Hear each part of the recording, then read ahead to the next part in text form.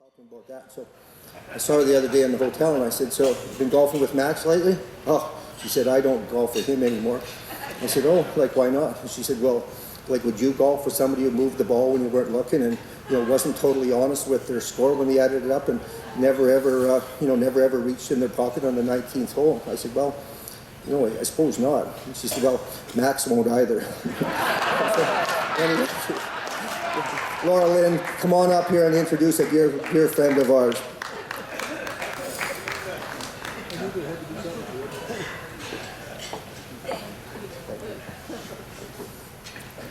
I think he was totally dissing me. Do you know what? I wish I had that much time to golf with Max. We're wanting to shake Canada up. And Max doesn't have any time to golf, so I will tell you I've never played one round of golf with him, and it would be terrible because I can't golf. But I can tell you what I do want to share with you. I want to tell you in just 2 minutes flat. Catherine said, "You only have 2 minutes." Catherine is Maxime's wife. And I looked at Maxime and he said, "You have 5. So I told her, he's the boss. So we'll listen to him. I want to tell you why Maxime is the 5th most important man in my life. Oh, I forgot God. It's 6th. Okay, number 1 is God. Number 2 is my husband. Number 3 and 4 are my 2 boys. And then there's my father. I love my father. He's 84 and he's brilliant. And I love him dearly. But next to that is one of the most courageous, most full of integrity men that I know, and that is Maxime Bernier.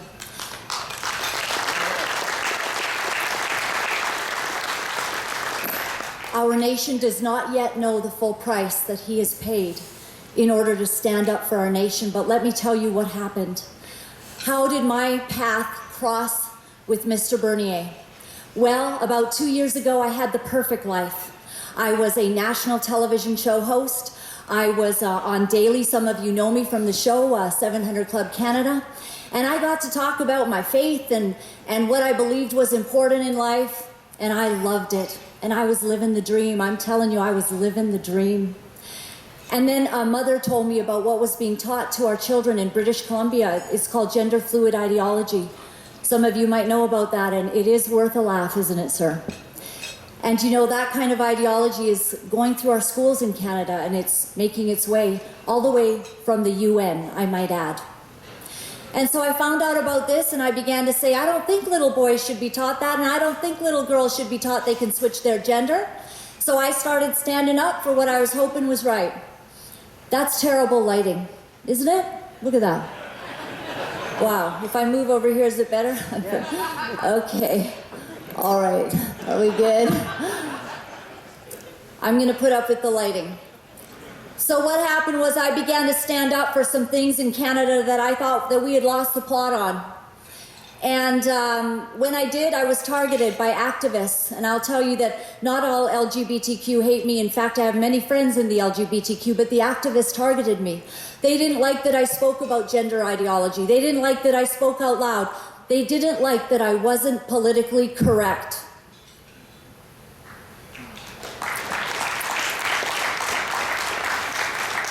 And so I was targeted. They called the CRTC and requested that I was never put on the air. They called all the channels that I was on and said, never let that woman, she's a bigot, she's a homophobe, she's a transphobe. If any of you have ever stood up for anything right, you've been called those names too. Woo! Good for you. If you haven't been called names, step into the fire. It's super fun. So when I stood up for that, I was targeted, and I eventually lost my national job because it just became too much for them to be handling all of this that was going on. And they were very good to me as I left out the door, but no one was prepared for what was going on in our nation, that it was turning upside down.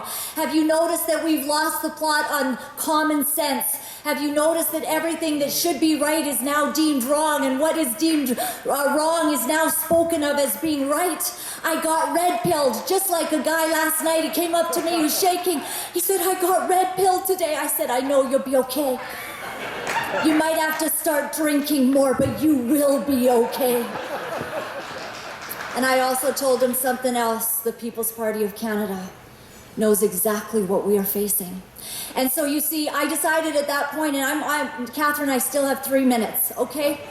All right, and so I decided that because I'd lost my job, I'd been red-pilled, I saw what our nation was facing, I wanted to protect the children of our nation. What was I gonna do? I was gonna run for Parliament. I was gonna put my name forward to be a member of Parliament, and I was gonna stand for our nation, because I found out that there were other activists. You know what they're doing?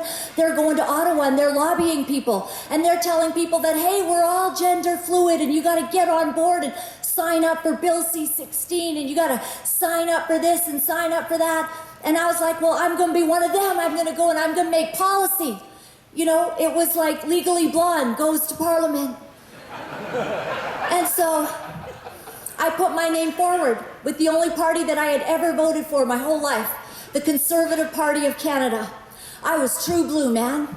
I put my name forward, and I was even told by Ed Fast, one of the members of Parliament, very well respected. He said, you know what, you're gonna be a star candidate. This is good, this looks good. You're a national broadcaster, you stand for what's right. It's good.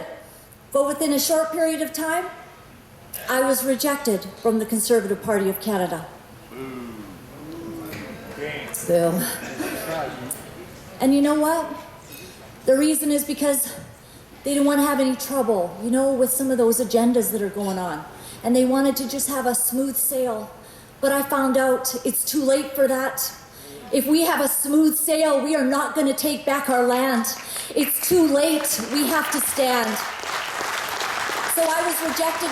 I was rejected by the CPC in one riding, and then I said, well, I'll try again. People begged me, you're the right kind of candidate, we're gonna fight for you. And they said, in Burnaby South, Jagmeet Singh is coming. The one who calls me a racist. I said, well, sir, at least I'm allowed in India.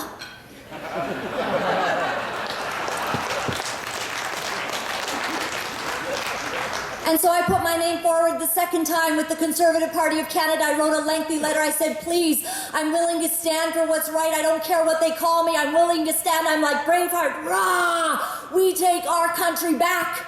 And again, it was just a very firm no. Absolutely not. And I knew it wasn't just the color of my hair.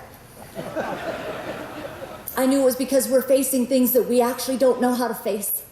And so I was very forlorn, I was very upset and sad, and I thought, you know, where am I going to, because sometimes you feel something inside, you feel a calling.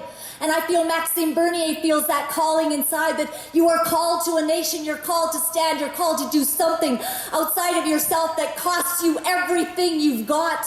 You're called to do something that you don't even know if you can do. And I was confused because no one was receiving me to put my name forward. I was willing to stand for the nation. And then somebody said, well, what about Maxime Bernier? And I said, the Frenchman? Can we trust anyone from Quebec? And I said, all right, well, if you'll give me a call, I'll talk to him. So it was a few days later, 7 a.m., because of course it's 10 a.m. in Quebec. They don't think about how we're still sleeping. The phone rings, and I'm thinking it's my alarm, and I'm kind of going like this, and then I look at it, Maxime Bernier. I jump out of bed, I slap myself, I throw water on my face, and I answer the phone, acting in the very best way that I can, that I'm actually awake in British Columbia. And so he says, Laura-Lynn. He can't say my name right. Laura-Lynn. You know, you've been rejected twice. And I knew what he was thinking. Why would I want you? You've been rejected twice. Tell me, what is this issue? And I said, well, sir, I was just standing up for the nation. I don't think a little boy should be told they can be a girl, and a little girl should be told they can be a boy. You know, and I went into a whole bunch of stuff he didn't even want to know about. And he listened for a long time, like Maxime Bernier does. He listens. And he heard me. And at the end of that talk, he said, you know, Laura-Lynn, I can't promise you anything, because you are kind of blonde. But I will tell you, I'm going to have a look at your resume, and if that's the only thing you were rejected for, this is Canada. We have a charter of rights and freedoms, and we get to believe anything we want, because this is Canada. I found out that day that not only is my father and my husband one of the bravest people that I know because they stand up for what's right, but there was one leader in Canada who dared to stand up for what is true Canadian. And he did decide to run me, and he took heat. The next thing I saw, he was on CBC. They should be defunded. And CTV, and what was he doing? He was defending my right to common sense and believing that men are men and women are women. He had to defend me on national TV. I have not seen another leader in Canada do anything of the sort, and I hope that you will give a rousing ovation to Mr. Maxime Bernier, the leader for the people. Thank you.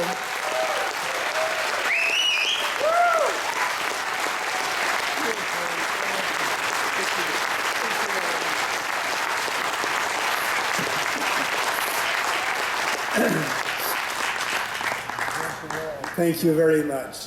You know, it's very hard to speak after Laura-Lynn. You know, I'm very pleased to be here. I want to thank also Danny and all the organization. That was a great conference. And I learned a lot. I think you learned a lot also. So I will deliver maybe a long speech. I'm not used to speak for 35 minutes or something like that. But it's so important that I want you to know all the challenges that we have in this country. But before, there are two nicknames that people have given me over the years, and you may know these two nicknames: Mad Max and the Albertan from Quebec. But it would seem very appropriate in a situation like this one today to merge them. I could become the Mad Albertan from Quebec. Like you, and that's serious, like you, I'm mad. I'm mad about the Liberals in Ottawa. I'm mad about what's happening with our politicians. And I'm mad about the Liberal arrogance, about their policies that are dividing us. And like you, I feel your frustration, and I'm mad. Many of the speakers since yesterday have identified specific problems that afflict our country and that explain the rise of separatist sentiment here in Western Canada.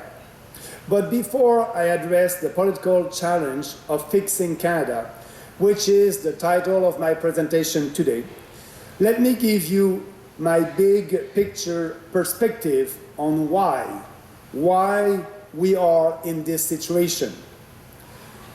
A nation must be based on a sense of belonging, of participating in a common project, sharing the same values and interests. Canada has the second largest landmass in the world after Russia. We are not ethnically or linguistically homogeneous. We have very diverse regional cultures. And yet, our predecessor, the father of our Constitution, understood that despite our many differences, we had common values and interests that justify sticking together. That's why they created federal institutions to govern the British North America colonies as opposed to a unitary states. It's being quite a success. If you look at it from a global perspective, we have been for a century and a half one of the most peaceful, stable, and prosperous countries in the world. Yes, we must be proud of that. But that doesn't mean everything has been perfect. Otherwise, we would not be here today. And to me, the reason is obvious. It is because we did not respect our Constitution. We did not respect what the father of our country wanted. And it's a division of powers between provinces and the federal government. Because the federal government, especially since the 1970s, never stopped growing. Most of us here are small C conservatives. We believe in smaller government because we believe in individual freedom. We believe in personal responsibility. We believe that more wealth will become with a smaller government and more personal freedom. We oppose big government because it makes us less free and less prosperous. But in a federal country like our country, the growth of government has another negative consequence. It distorts federalism. It creates tensions and even more divisions. Until the 1970s, Canada had always had a relatively modest government, just like the United States. To distinguish Canada from the US, Canadian nationalists, and by that I mean mostly Trudeau liberals and the cultural and intellectual left, invented the myth of a social democratic Canada with its exclusive welfare states, its interventionist economic policies, and its cultural protectionism. The 1970s and early 1980s were the era of big deficit and the growth of government in Ottawa. The era of increased federal intervention in healthcare and education, the era of national, and I think you know that, the National Energy Program, the era of centralization and nationalization, the era when the federal government was growing like wildfire.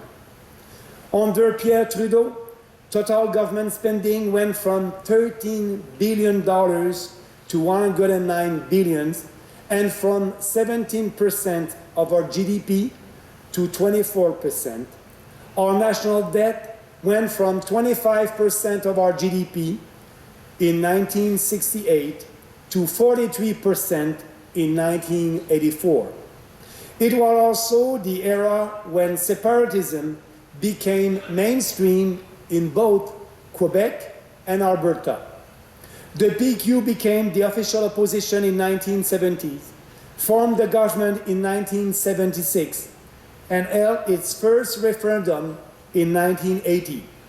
And Albertans elected for the first time at the provincial level a separatist in 1982.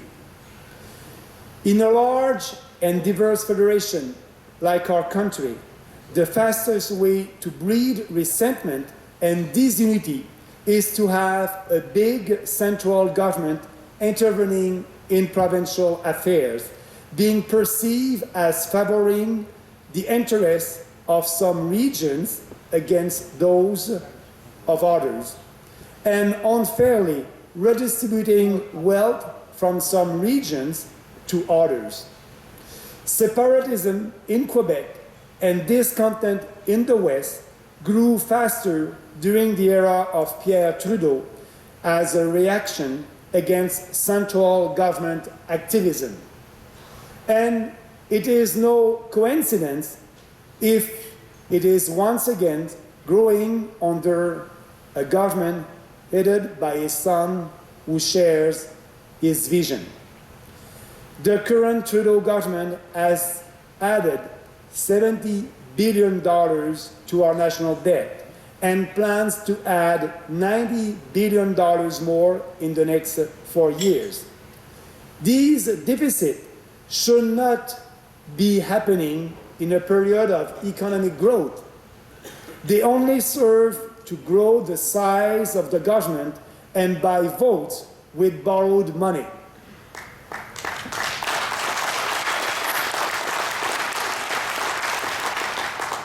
The Trudeau government is planning to once again use its so-called spending power to interfere and intervene in provincial jurisdiction with the creation of a national farmer care program, a national daycare program, and with more money to local infrastructures and housing, which are provincial responsibilities.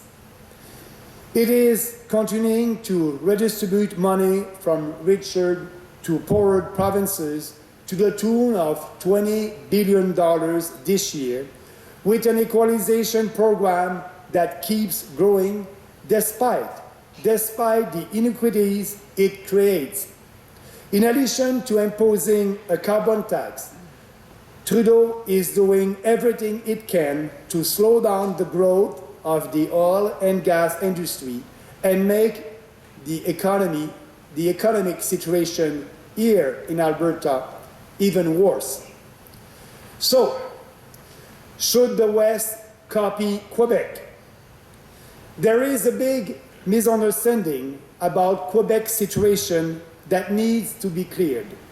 Many people here in the West believe they should take example from Quebec.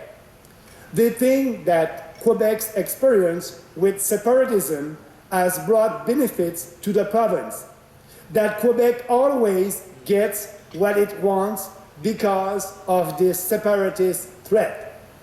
But that's not how I see it. We have a constitution that leaves a lot of autonomy to provinces. If we respected the division of powers presented by our constitution, Canada would be a lot less centralized than it is today. And the federal government would be much smaller. However, between the two extreme options of separatism and centralized federation, the view of a decentralized federation with more autonomous provinces never became a reality, even though it is the one favored by a majority of Quebecers. Asking our partners in Ottawa and in other provinces that we cease to violate our constitution should be the easiest position to defend, but it was always badly defended. For 50 years, successive Quebec governments have weakened it by constantly asking for special privileges.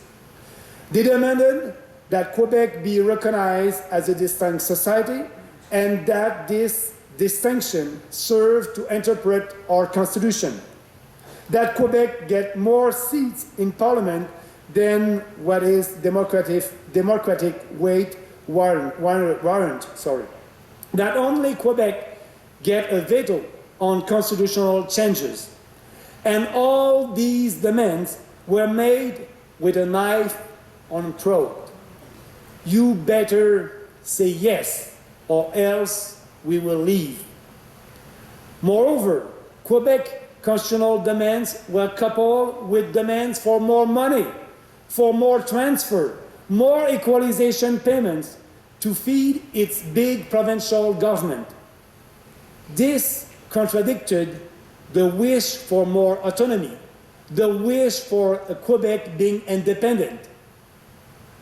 Quebec has remained financially dependent on the rest of the country. It is the case today. The current budget surplus of the Quebec government does not mean that the province has suddenly become rich. Quebecers are still poorer than Westerners and Ontarians. Quebec has one of the biggest and most interventionist governments in North America, one of the heaviest fiscal burdens, it still has a large accumulated debt. The moral authority that Quebec politicians could have mustered by asking for our constitution to be respected was repeatedly compromised with these unrealistic demands.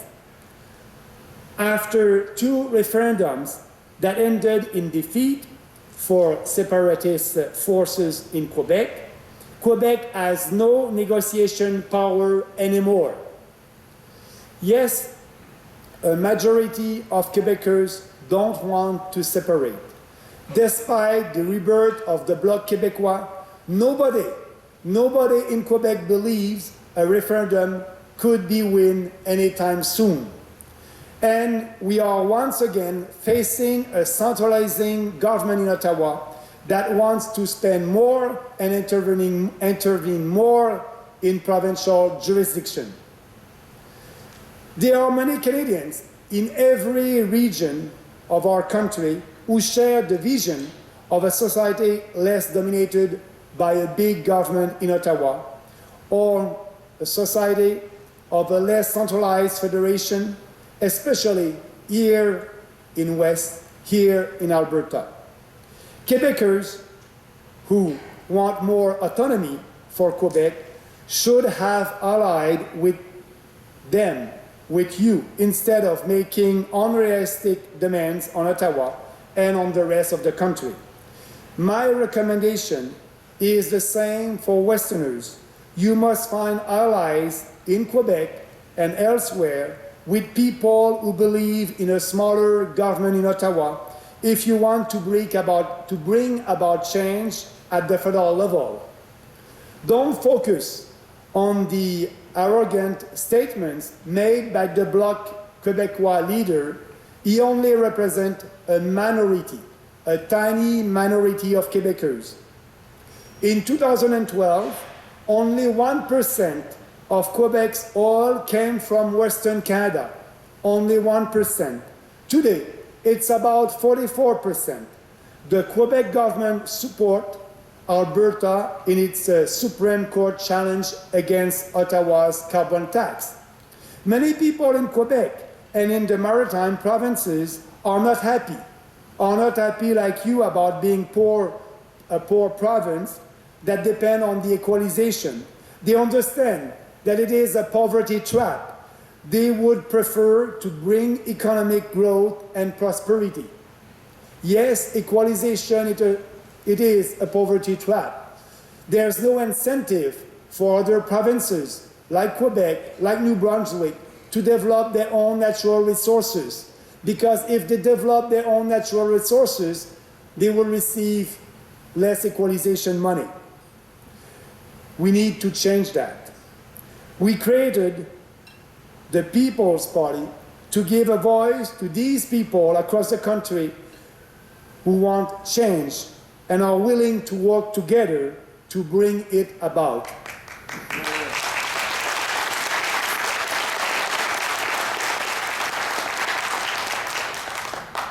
But I want to tell you, I understand why many of you are angry at Ottawa, Quebec, and the rest of the country.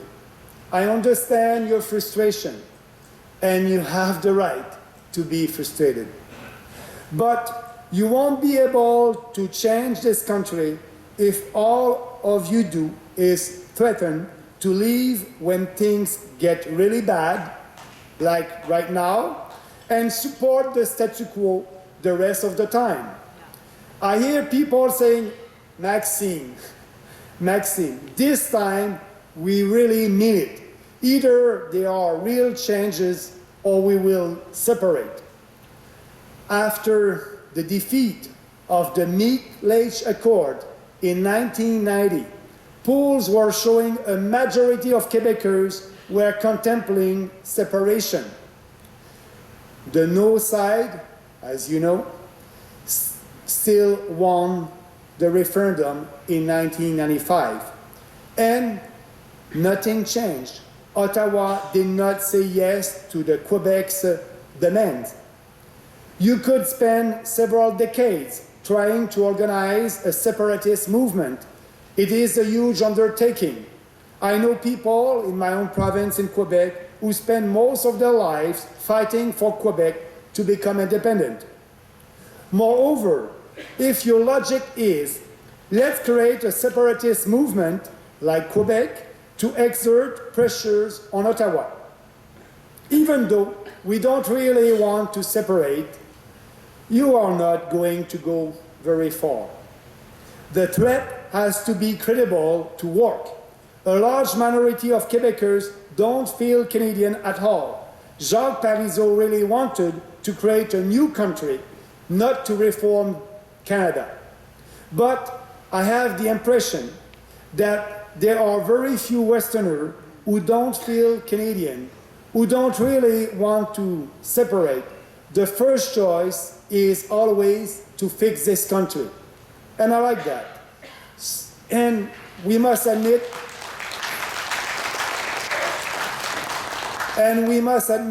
such a weak threat will probably not increase the bargaining power of the West against Ottawa.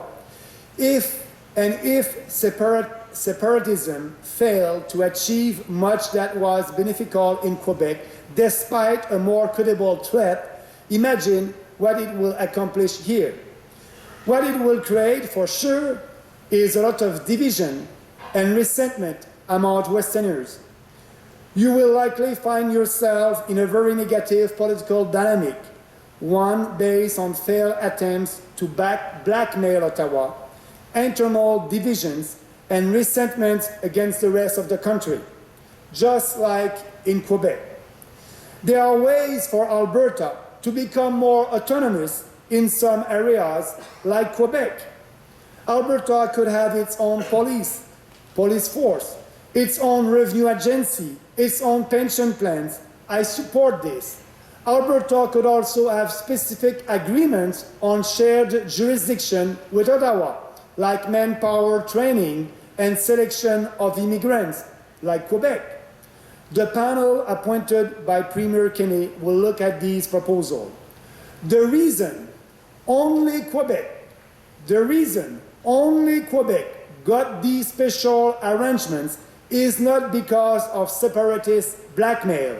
It's because other provinces were not interested and never asked for it. Quebec always defended provincial autonomy, and you can do the same. Yes.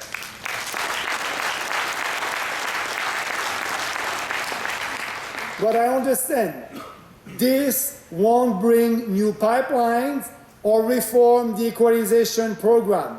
I understand that. It won't stop the federal government from intruding even more in healthcare, education, and other provincial jurisdictions.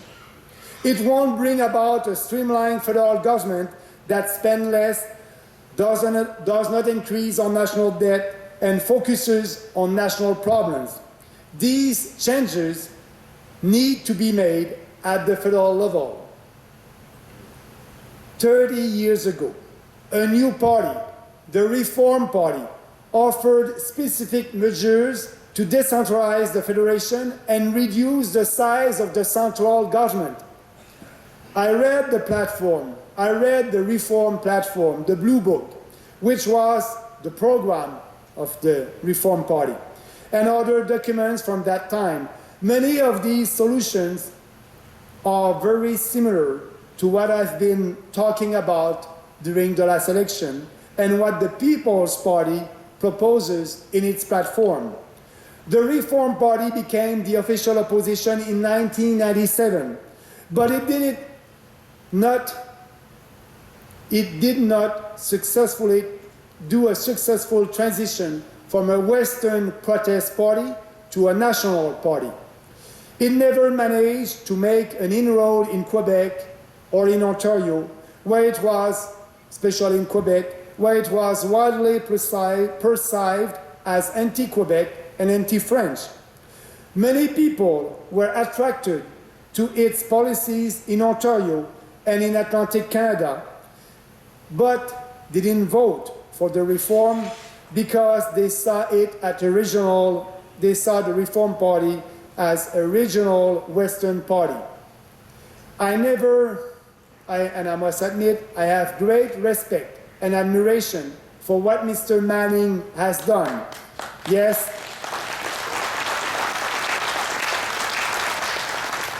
But unfortunately, he never became fluent in French and could not speak directly to Quebecers to counter this negative perception and explain how reform policies could be advantageous to Quebec. This is unfortunate because I think reform could have had a chance to grow even more and eventually form government if it had emphasized its small government principle and decentralizing policies in both official languages in a way that could appeal to conservatives in all regions of this country.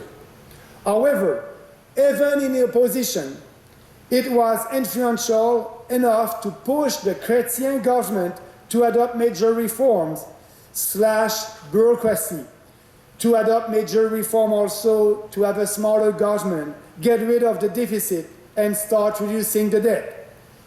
I would say the Chrétien government was the most fiscal conservative government of the past half century in Canada. Reform could have had a major influence on Canada's governance if it had remained a truly principled small c conservative and decentralist party, whether or not it formed government. The reform experiment proved that bold and consistent policies don't need to be watered down to appeal to a substantial portion of Canadian voters.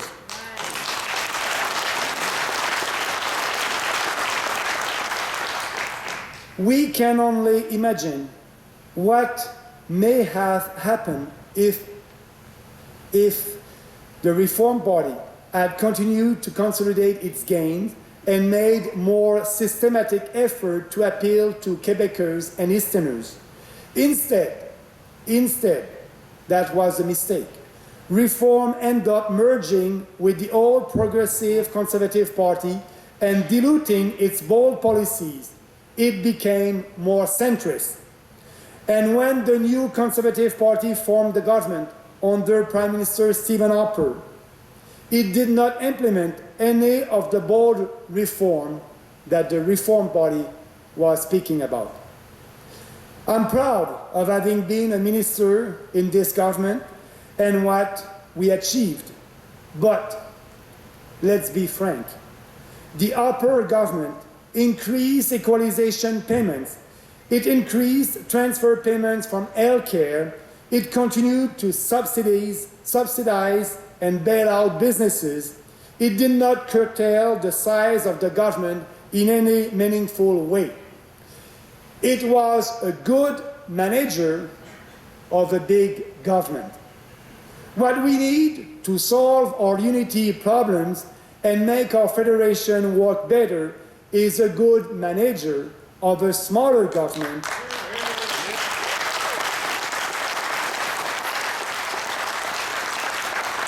A smaller government, less intrusive in provincial jurisdiction, a smaller government in Ottawa that will respect our Constitution. And that's why we are here today discussing this today. The Reform Party experiment failed. Nothing significant has changed. The relentless march of big government has resumed with Justin Trudeau. And we are faced with the same political challenges to fix Canada. So, what are your options now here in Western Canada? First is the Wexit option. I have explained why I believe it is not the right one. Westerners should not repeating the mistake Quebecers made. Then there is the option of the centrist, pragmatic, conservative party under Andrew Scheer or another leader, when another leader that maybe will even be weaker. Westerners massively supported this party last month. It got them nowhere. Even if Andrew Scheer had won the election, not much would have changed. Scheer's only program was to buy votes. He was promising more money for health care and would not have ended federal intrusions in provincial jurisdiction. He would not have reformed the equalization formula. He would not have used the Constitution to approve pipelines. He would have adopted some kind of price on carbon and would have spent more money to fight climate change. He would have continued to spend almost as much as the Liberals and was planning deficits for many more years. And I'm not even talking about immigration, free speech, and all the other issues where the Conservatives essentially adopted the Liberal position. I know, the election campaign is over, but it was important to repeat it once again.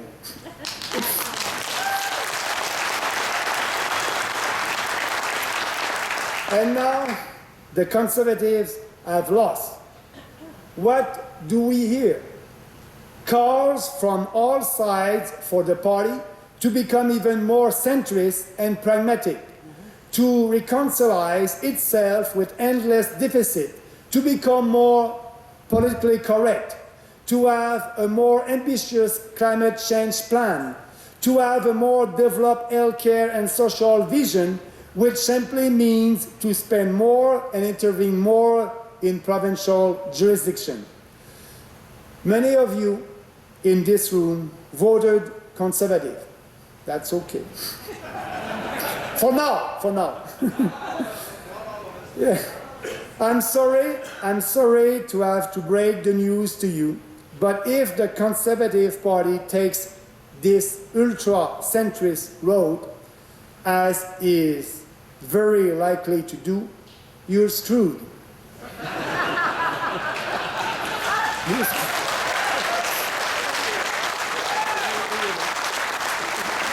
And even if they get elected next time, they won't have any mandate for change. They will be hostage to all the interest groups whose support they will have bought with promises. Think the dairy cartel. They have no, and maybe they won't be even good managers of a bigger government. Now, it may be a little bit presumptuous of me to say this after last month's election. Yeah, the result was not so strong for us. But if you compare that with the Green Party, it took the Green 20 years and 6 elections to have 1.6% of the votes. We did that in 1 year. So not too bad.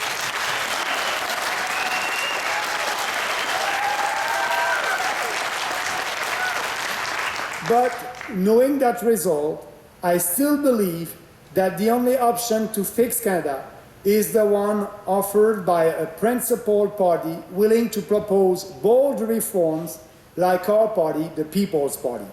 A national party that does not pit one region of the country against another, but rather sells these reforms as good for all Canadians.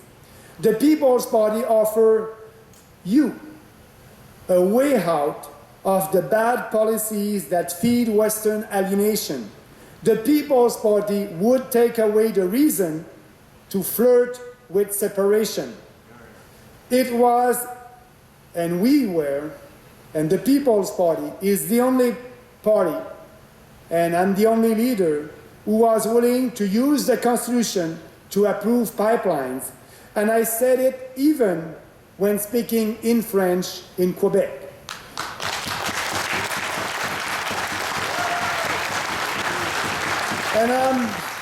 And I'm the only leader who rejected the Paris Accord. And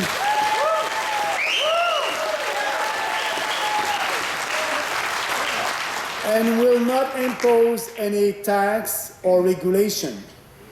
The only federal leader who would make equalization, listen to it, less generous and make it fair for every province. The only federal leader who will strongly promote provincial autonomy and respect provincial jurisdiction.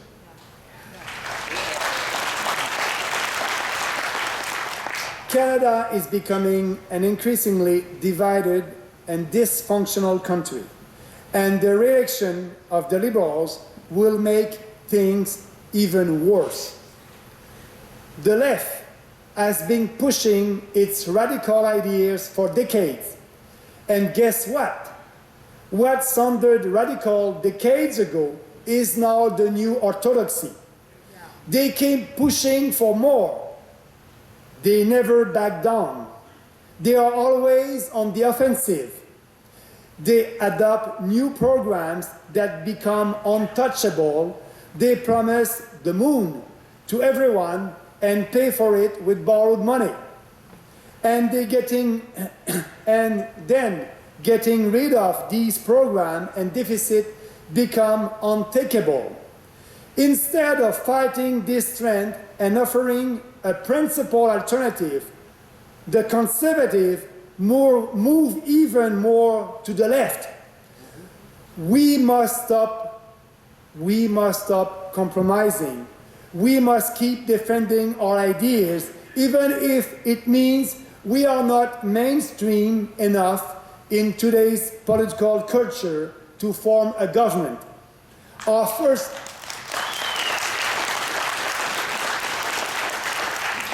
first aim should be to be loyal to our ideas. And our first aim also should be to become an intransigent minority that's big enough to force everyone to debate its proposals. Yeah. And then big enough to pull the political center of gravity to our side, like the Reform Party did, and continue to do so without diluting our ideas for short-term electoral gains like the merge between the Reform and the Conservative did. Or else, another generation will still be discussing the same problems another 25 years from now. That's the political challenge we have to fix our country. That's the choice. That's our choice. Thank you. Thank you.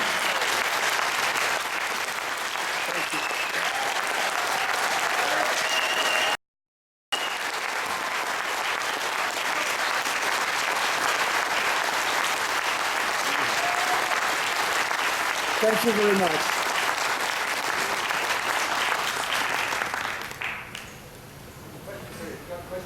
Question, okay, the tough questions. Yes. Thank you very much. Thank you. Merci beaucoup. Good. Now you've heard all of the 7 French words I know, but Paul, are you getting the mic? Just while they're setting up the camera, I'm going to tell Max we got him a little gift for him and Catherine that they might take home, that if they've got any friends from Quebec that they might like to trigger some night. We got him a nice pair of socks that says, if you can read this, send our $600 billion back. I think you can wear that at the cottage. Okay, good. We're good to go. Okay, first question. Go ahead, sir. Thank you, Danny. You're welcome, yes. Mr. Bernier, it's great to see you here in Alberta, and you being here tonight speaks louder than any words that can be spoken. So thank you for coming and showing that in physically you're here and you care about Albertans. Now, In the country. now I want to make some difficult questions for Yeah, you. you better ask them quick because we don't have a lot of First time. question is, when I phoned your headquarters during the federal election campaign, after hours, but it was still the only language that was answered on the recording was in French. So first of all, yes, you're right. We did, that was in the beginning, and we did change it. If you call right now, you have not an answering machine. You have a person that will answer to your question in English and in French. Okay, and one second question really quickly. What are you doing to ensure your new party is not infiltrated by our enemies in its early stages? And even, even during your choosing of candidates, you wanted to fill every riding, I understand that. But what have you done? What has your staff done to ensure that your party is not becoming infiltrated, which they do, by our enemies? First of all, they won't, because all people who support us, and if they want to be on the executive of a riding association, they must pledge and they must sign a pledge that they believe in the values of our party, the 4 principles: individual freedom, personal responsibility, respect, and fairness. And that platform, it's based on all these principles. But there's no compromise with that platform. I don't want to waste my time. I'm in politics for the last 13 years, and what the platform of the People's Party is the platform that we put forward when I was running for the leadership of the Conservative Party of Canada 3 years ago. It's based on real conservative value. It's based on the reform platform. That platform won't change. It is the platform, the foundation of our party, and everybody that will come, they must approve that platform. Thank you. Next question, Terry. Thank you. Name's Terry Elko. I'm from Lloydminster. Mr. Bernier, I heard yesterday people talked about term limits for elected politicians. What's your thoughts on elected terms, or on term limits for bureaucrats? I like the question, because, when I was in government, I'll try to be short, there's 2 kinds of ministers. And I want to tell you an anecdote about that, and I will answer your questions. I was industry minister, and after that I had a promotion to be foreign affairs minister. I had a good relationship with Ted Rogers, and now he's not with us anymore. But we did a big deregulation in telecom, more free markets, more freedom. And after that, I went to foreign affairs, and I received a call from Ted Rogers maybe a week after being the foreign affairs minister. And Ted Rogers called me and he said, "Maxime, I'm hearing very bad things about you in Toronto, in boardrooms in Toronto." He said, "What do you mean?" I said, "Your former deputy minister, the civil servant, your former deputy minister were saying to everybody that he's very pleased that Maxime Bernier is not the industry minister anymore, because you are not listening to him." I said, "Oh, he's saying that?" I said, "Ted, yes, that's a compliment. That's true. I was not listening to him. I was doing what is right for this country, more freedom and less government and less bureaucrats. That's why he's mad at me." But there's 2 kinds of ministers in Ottawa. The one that will control the department, and other one that will just say yes to their deputy minister. So, yes, it will be good to have a term limit for deputy minister, but the best would be to have real politicians that fight for what they believe and fight against their own bureaucracy. Thank you, Maxime. Next question. Clyman Piper from Red Deer. I met you yesterday, Mr. Bernier, and I'm grateful for your availability. I think in the West here we're confused of how to vote, and I admit that I had voted strategically, and I didn't vote from my heart. And I believe in your policies, but what I wanted to say is, and I'm admitting it, I'm up here admitting it. So what I'm trying to say is, you're saying you have all these reform policies, and I believe if there's a way that Quebec and Alberta could just bury their differences, bury the hatchet and unite, maybe the country could follow. Is there any way you could reach out to former reform parties, bring some of the reformers into your fold? Because if Alberta and Quebec could stand together, who could stop us? Do you have any comments about that, Mr. Bernier? That's great. Actually, we have some. Paul was one of your candidates here in Red Deer, a former reformer, and we have former reformers that are with us. But when I'm speaking about Quebec, I want to be clear. There's a big distinction with the leader of the Bloc Québécois and the Premier of Quebec and Quebecers. The leader of the Bloc Québécois represents a tiny minority in Quebec, so he does not represent Quebecers. And the Premier of Quebec, about pipelines and equalization, mostly about pipelines, is listening to radical environmentalists. I can tell you that Quebecers, the individual Quebecers, understand that it's safer to transport oil and gas by pipelines and by train because of the huge tragedy that we had in Lac Mégantic maybe 6 years ago. They know that. They know that it's safer to transport oil and gas by pipelines. And also people in Montreal, they know that all the gas that is going to the Montreal Trudeau Airport from the port of Montreal through downtown Montreal to the airport, the Trudeau Airport, it's coming by a pipeline. So it's supposed to be dangerous. In the center of Montreal, by a pipeline. They understand that. You just have to explain that to Quebecers. But it's only the politicians at the provincial level that don't understand that. So yes, you're right. We can unite us, people from Alberta and people from Quebec, for the good of this country. Thank you very much. Quick question, we're really getting tight for time. Hi, I'm Kim Sinnott from Red Deer, Alberta. There's a lot of businesses and banks that are moving their money offshore. I was wondering your thoughts and comments on that. But actually, I spoke about the Quebec, the experience with separation and the independence. You know, in 1976, we lost a lot of head office in Montreal, a lot of money went to Toronto, and like a speaker said yesterday, Montreal was the financial city of Canada, and now it is Toronto. But when the PQ government was elected, that has a huge effect on investment in Quebec. So what we need to have more investment, yes, here in Alberta, all across the country. The way to solve that is to have policies, tax policies that will be more competitive. That's our proposal for our party. We need to have a flat tax on business at 10%. We need to have only 2 tax rates at the individual level. We need to abolish the capital gains tax in this country. If we do this reform, we'll have more investment, and that will bring more jobs here.